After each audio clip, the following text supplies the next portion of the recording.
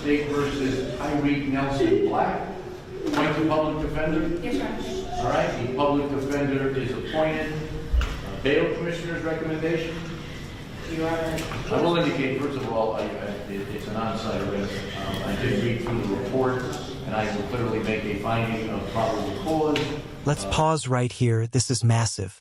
A finding of probable cause for murder means the judge believes there's enough evidence to move forward immediately.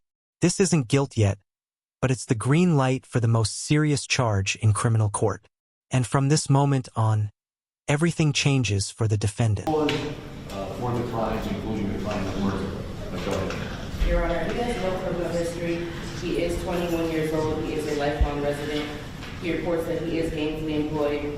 He does report substance abuse and mental health issues. I do understand that he has no record. However, due to the nature of allegations, we will be recommending $1 million. How much? $1 million. Thank you. State. Your Honor, in this incident, the defendant is charged with murder.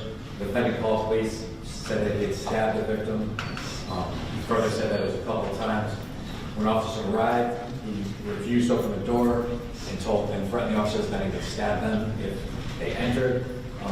There was a 3-year-old child present for this incident.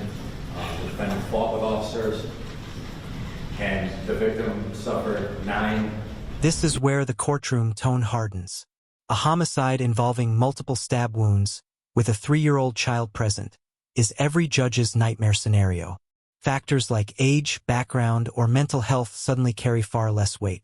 Do you think bond should even be possible in a case like this? Deep puncture wounds. State police said bond should be $2 million. Counsel? Thank you, Your Honor. As stated by Bill, Mr. Black is 21 years old, grew up in Camden, Connecticut. He's been a native of our state his entire life. He attended school, graduated from ACES, and as stated, he has no criminal record. Your Honor, Mr. Black is truly a product of his environment, his upbringing. His background consists mostly of depending on state benefits, grew up in foster care, multiple ineffective DCF involvements. Lack of guidance and support led Mr. Black down the trail of mental health issues. He has multiple diagnoses, including PTSD, multiple stays at inpatient services, outpatient services, and many prior suicide attempts. Even though through all this turmoil in his life, he was trying.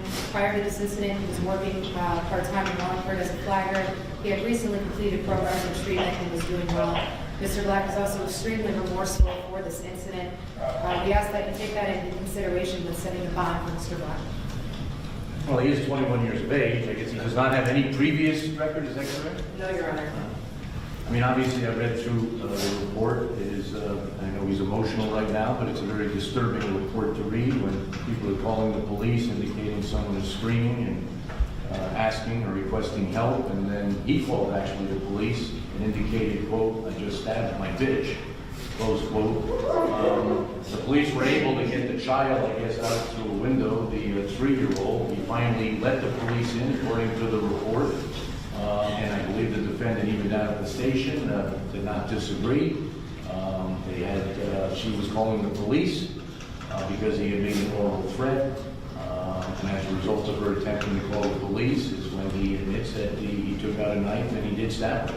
It does indicate, as the state said, that it looks like there was a number of numerous wounds on the victim. The victim was alive when the police were there, but obviously she succumbed to these injuries. Also sounds like they had a prior relationship some time ago, and there was some attempt over the last few weeks, according to the defendant, to rekindle it. It certainly calls for a serious bond, a domestic homicide of someone. I'll set the bond at $2.5 million. That number, $2.5 million, isn't just about money. It's a message. The court is signaling extreme danger, flight risk, and community safety concerns.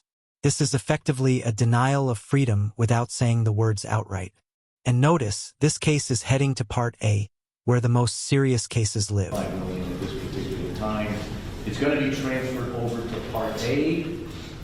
That's where the serious cases go, through 35 Church Street. I'm going to transfer it over there for January 14th. The bond is set without prejudice. Certainly, if you're going to get a public defender over there, they would have the right to argue the bond again over there. But January 14th would be the next date at 235 Church Street.